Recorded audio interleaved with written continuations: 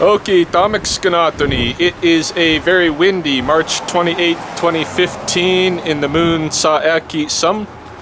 And this morning I've decided to take a hike from my front door of the house that Mahoney and I just moved into about a month ago off of Heritage Boulevard. I'm going to walk from here, route through the neighborhood, try to make a few observations about the synanthropic species and what's going on up here amongst the peoples. Then go down under the high-level bridge around Sspopiikimi, make my usual phenological survey, don't rush things, come back up, and I'm just curious to see what kind of time, how long that kind of a round will take, because I'd like to make it my more typical survey. I'd like to start including the what's going on in the neighborhood as well as what's going on at the pond, and rather than just driving straight to the pond and making that the one round. So taking off from here, and we'll see how it goes. Pretty windy, so I might not do a lot of talking today. We'll find out. Once I get in the coulees, that might change.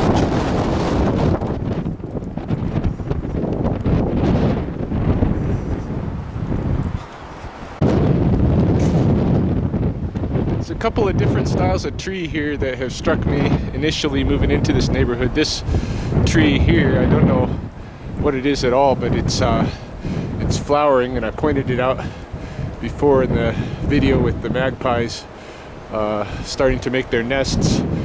This tree is in flower, and it was the first tree to flower for the season in our neighborhoods, and we got quite a few of these in this Heritage Heights neighborhood area. We also got quite a few of these. This is some kind of aspen or birch kind of a tree. I have to, again, find a good resource for not researching, but looking up what these are. It's very tall, swaying aspens and such. I have noticed as I've been hiking out through this green strip of the neighborhood that there is some deer droppings from the mule deer that no doubt go through here. I have seen a couple of mountain cottontails, and you know, this is no surprise at all, of course. And there are some green dandelions, just the basal rosette for the dandelions. I'm not seeing any flower heads yet, but I wouldn't be surprised to see some flower buds at some point as I walk around here. So if I do run into something that looks like it's near to flowering for a dandelion, I'll film it. This is the first moss phlox bloom that I've seen this year as yet. And we should be getting lots of these moss phlox flowers all over the coulee sides. Right now I'm up on the coulee rim, within sight of the river. I see a ring-billed gull, I believe out that way toward Whoop-Up Drive. But yeah, I've been keeping my eyes low for any of the first blooms. I'm interested in seeing if I can find any what's called Sspopiikimi and Blackfoot. Prairie crocus. Wind is probably brutal. Maybe I'll come back. I'm walking down some trails that were made by mountain bikers. You can see bike tracks on here. Mountain bikers have made trails all over this west side of the river, and they endanger wildlife and they kind of muck up the landscape a bit and stuff. For the most part, like, I got nothing against people mountain biking, but this whole area of the west side is just crisscrossed with the mountain bikers' work. And the problem is that we end up with a lot of wildlife casualties. And here's an example. This is a plains garter snake. Don't actually see very many of them around here. Most of what I see here are wandering garter snakes, and this is kind of a little bit rare. You know, it's not unheard of to find a plains garter snake here in Lethbridge, but I don't see very many of them. And you know, clearly this one has been run over by a mountain bike, and that's unfortunate since there's so few of them around. It is interesting to see it in this state right now. Hard to believe that this has been here like this all winter. I don't believe it. I think this probably was a recently emerged snake, and it's very early for any snakes to be emerging, so I don't know what the heck is going on here actually. But for it to be in this kind of still, you know, relatively glossy, full-bodied, non-decayed, or just a little bit decayed condition, I don't know, it seems like it's been out here for a while. Or not too long, I should say. Hasn't been out here for very long.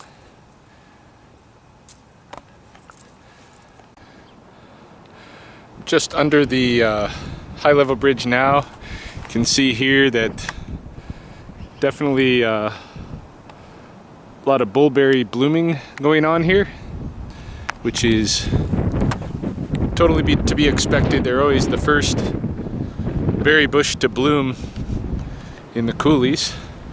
What I would expect to see is some pollinators coming out, bees and such. Oh, here we got a house sparrow down here. A few of them. Don't see too many house sparrows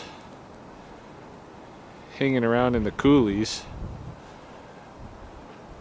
but we're still not that far from the far from the neighborhoods. It's taken me about an hour or so far to come down, and I've just been taking my time. I could definitely travel this route a lot faster than I have. Yeah, here we go. Oh, keep trying to get to where I can get a good shot of the house sparrows, and then they flitter away. A lot of people don't think very much of the house sparrows because they're so ubiquitous, but I think they're a very pretty bird. And an interesting species because they're synanthropes, and so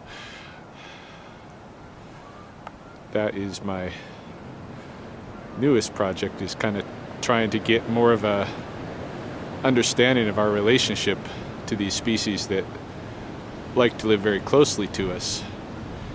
And this is one that is big in that respect.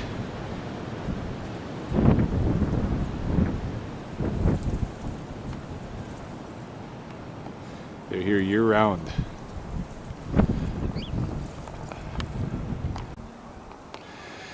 I suspect this is a currant bush, this one with all the green here.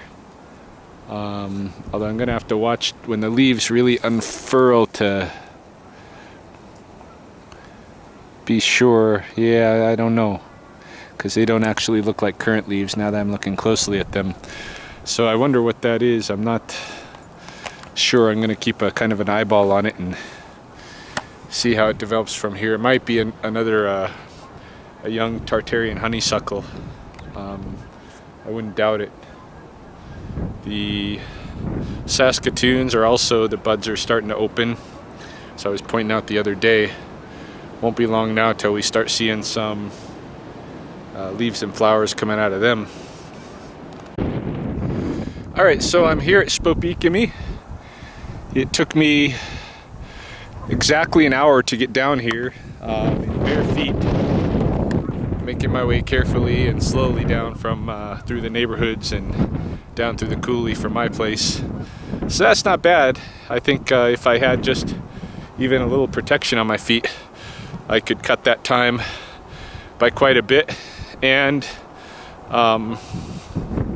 you know, not that I need to cut the time. An hour is not bad, but if I could figure out a 2-hour round trip that I could make on an almost daily basis, I think that would be very helpful for doing some phenological surveys, checking out what's going on with the geese here. We got at least 4 Sspopiikimi couples here on the pond. My big question is whether or not they are caching eggs. There is a couple who usually makes themselves a little island of sorts out here. This may be them.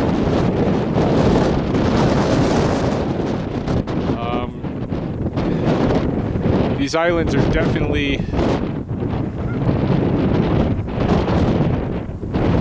where the geese like to put their stuff.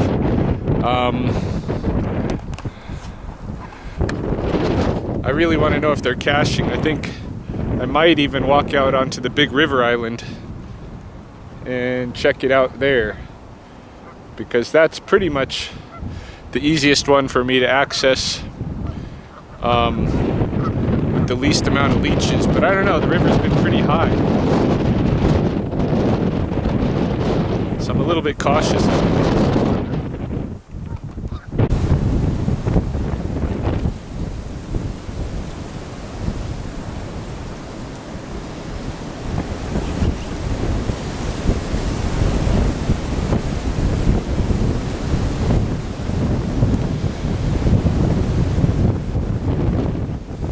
This one is definitely a currant bush,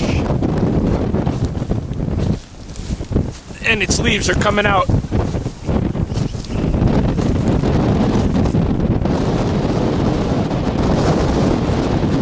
this way, Big River Island.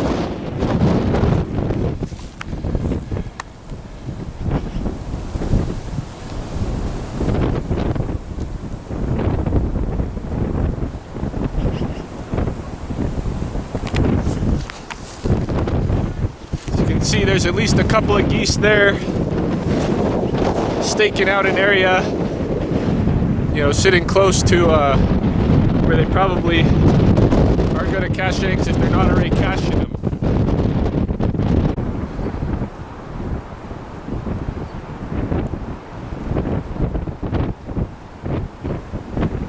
Got a common merganser couple down here, Misa X, as well as a couple of ring-billed gulls, geese,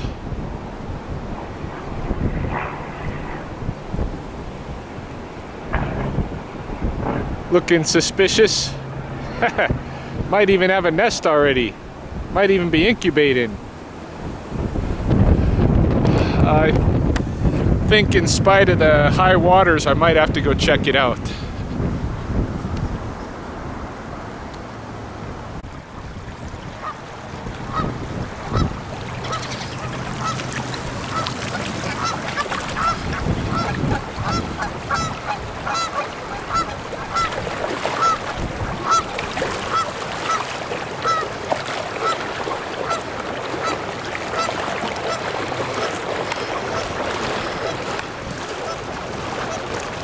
Water's pretty fast and pretty cold.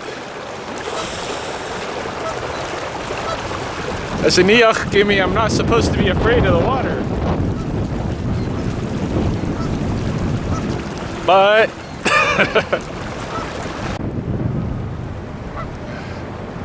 I'm gonna say I wasn't afraid of the water, but that because it's midday and there's people out here, I am concerned about being observed while I do this. That's my excuse. I'm sticking to it. Yeah, so I've changed my mind. I'm not going to go out here. I do need to get out at our actual egg picking spot very quickly with our raft, though, because I do think the caching has probably begun. Maybe at least the initial eggs. Hard to say.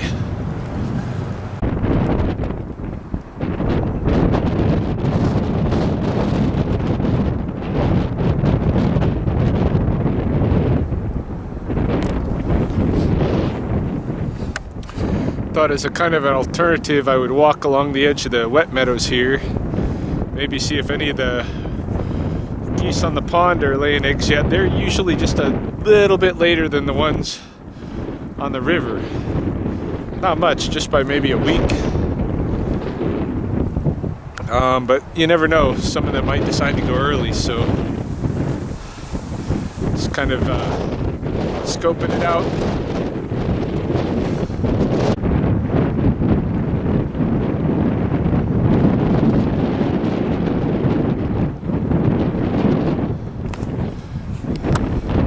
Just thought I would check that one beaver scent mound. I'm up on top of the beaver lodge. Gigantic lodge. I've watched this lodge grow and grow over the years. It's just humongous. It's a massive structure. But in terms of the eggs, no, I'm not seeing any cached eggs out here. So I think I'm gonna head back up to trail areas where I don't have to worry about beaver chewed willows poking through bottoms of my bare feet, and start making my way back up to the neighborhood and such. But yeah, we are on the cusp of egg season and things are gonna get exciting. Real cheap. Just thought I'd share a little example here. I'm at the riverbank, kind of by the high level bridge, and you can see that there's this large chunk of the riverbank that's kind of sloughing off. And this is typically something that happens at the change of season. When the ground thaws, we see these slumps occur. And when you get a slump like this is a really good occasion for collecting certain kinds of roots. And the one I'm thinking about in particular is the wild licorice root. On this little stretch here, I'm seeing mostly prickly rose, some tall goldenrod, and so, you know, some willow. I'm not seeing a lot of licorice. There's a little bit over on this end.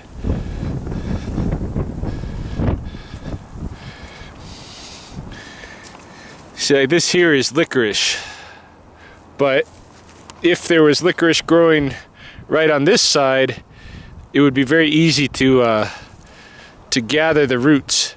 You know, it's hard to gather wild licorice roots. You know, just trying to dig in and grab them. But when they're in this kind of a situation where the ground is slumping off and all of that, that's the best kind of opportunity to get them. Or when they're in a good sandbar. So this is not the perfect example because I'm not actually gonna be able to pull any wild licorice roots out of here, it doesn't look like. But you know, you can see how it does expose roots. Like this guy here, this is actually probably a wild licorice root. Look at that yellow. See that yellow? That's indicative of the wild licorice. Let me smell it. Yeah, that's a wild licorice root right there. So, okay, so I lied. So I am going to be able to get a piece. The best piece is going to be the part that hasn't been exposed very long, of course. So, dig in a little bit.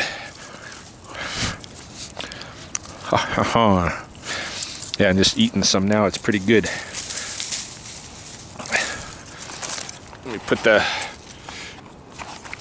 set the camera up over here for a second. Hopefully it can see what I'm doing here. Somewhat. Yeah, you can dig into the cut bank, or to the area where everything's come off here.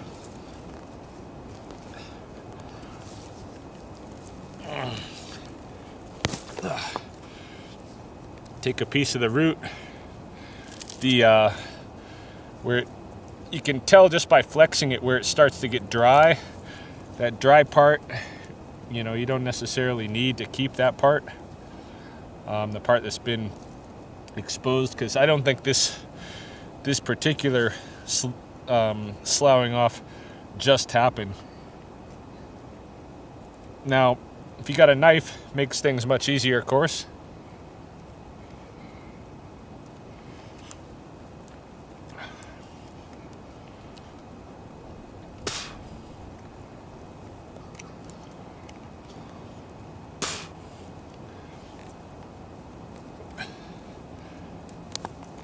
I'll leave that dry piece, keep my nice piece.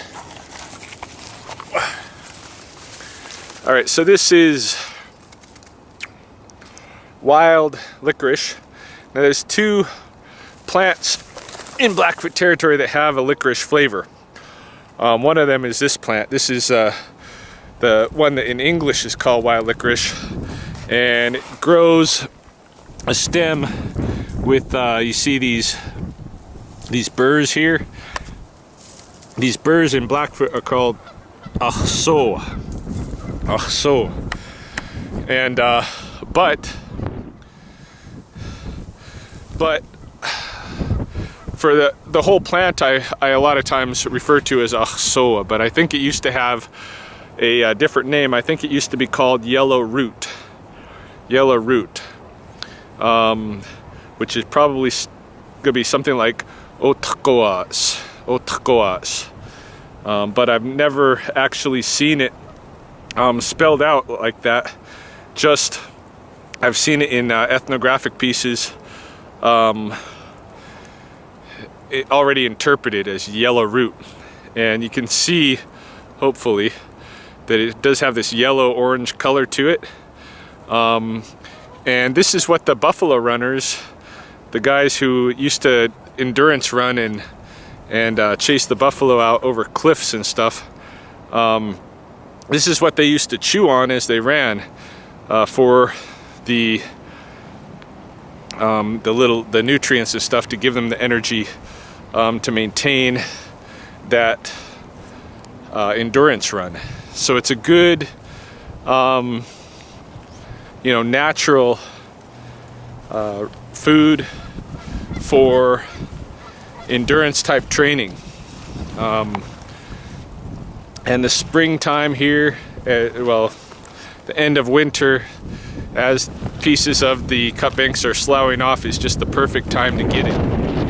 So I'm probably going to be gathering a bit of it myself. The other type of licorice plant grows up by the foothills and mountains, and that's mountain sweet Sicily, which is known in Blackfoot as phenological, or the bear's horizontal root. That's a much stronger, like medicinal licorice. This one, you can cook it and eat it. They sell it in candy stores sometimes as something similar to like sugar cane, and you can eat it raw. Just like I ate a little piece back there. You can eat it raw and use it for your endurance training if you want a natural supplement. On my way up the coulee, I'm going up one of the coulee draws right at the very bottom, and this is usually a place where there's a lot of water comes through. Everything moves downhill, so the bottom of the coulee gets more moisture than anywhere else, and as a result you usually get a lot more green stuff. And I wanted to show this. This is what I recognize as I believe it's catnip starting here. These little guys here, I'm not sure what they are, but this place is definitely going to be lush and green. And the mountain bikers from my new neighborhood have cleared the bottom here. Normally it's so thick with brush crossing these areas at the very bottom of the draw of the coulees that it's really unimpenetrable. Like you can't hike up it like I am here. But in this instance, the people with the bikes who want to come flying down the coulee have done the work to clear everything out of the way so that they can take their bikes down here. Good and bad aspects of that, but one of the good aspects is that it's going to allow me to walk that same route here and see things in this really wet and shaded area that I don't normally get to see.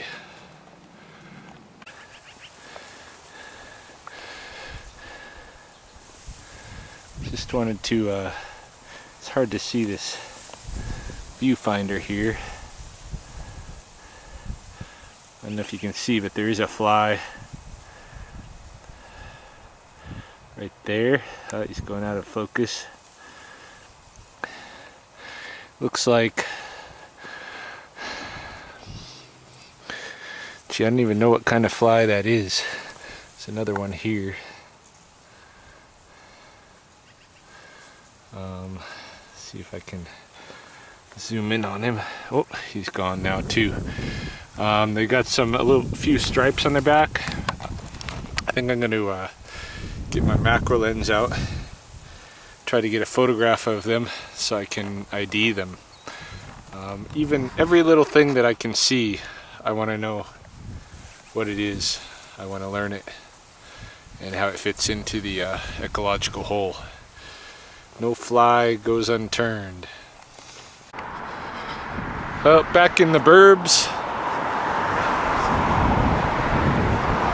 I was gonna say back in the hood, but I don't think you can call Barbie Land a hood. So anyway, almost back to my house. In fact, that big umbrella shaped tree right there, it's right in front of my house. There's my silver Jeep. It's where I'm residing these days. But yeah, so the whole journey today in total took me 2.5 hours, and that's barefoot, going pretty slow, exploring, taking my time. So that's not too bad. If you get an early morning start, could be done before breakfast.